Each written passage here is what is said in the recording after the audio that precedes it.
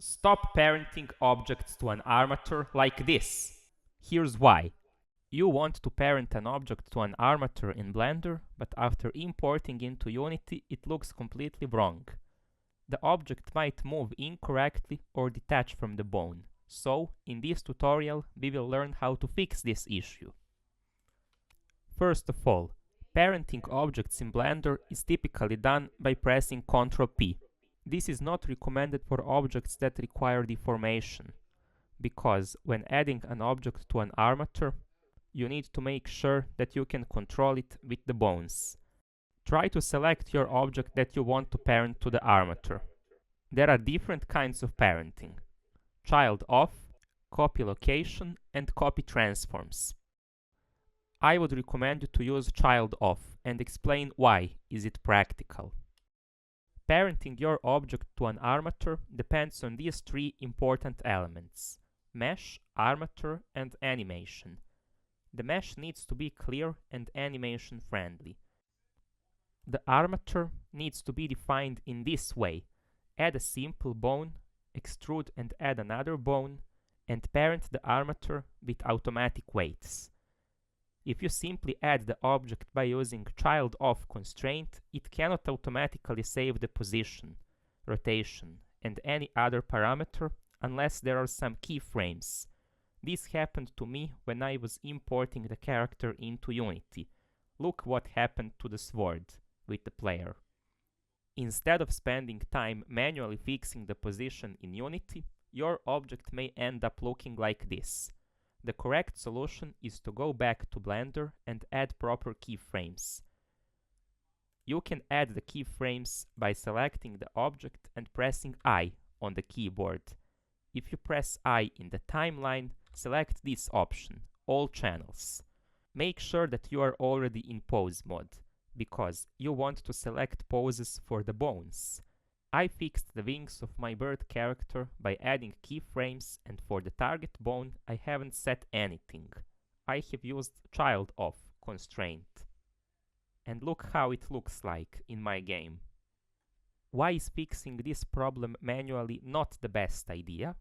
Well, that's because if you try to add it in a bone in Unity, you will face this problem. The object that should be parented is actually walking around. You want to parent it to the arm. So let's go back to Blender and fix this problem. Add a child of constraint, set it to armature of the player, and now find the target bone. I will set this finger bone.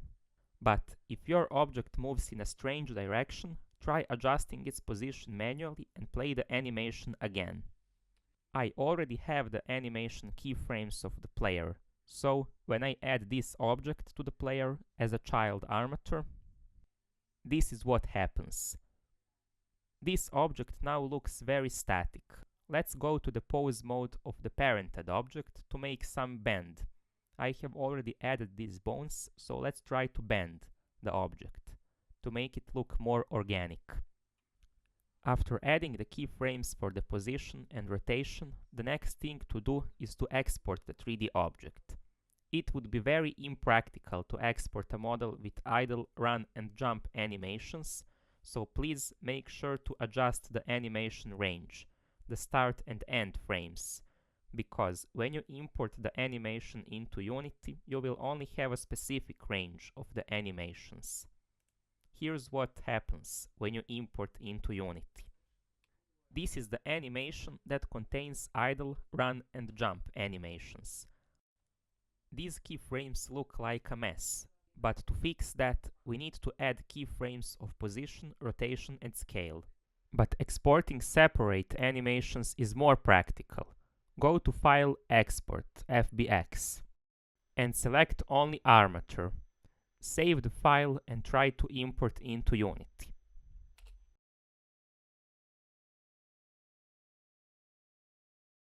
When you go to Blender and try to export an FBX model, simply set the range for animation and you will only have those keyframes between the ranges.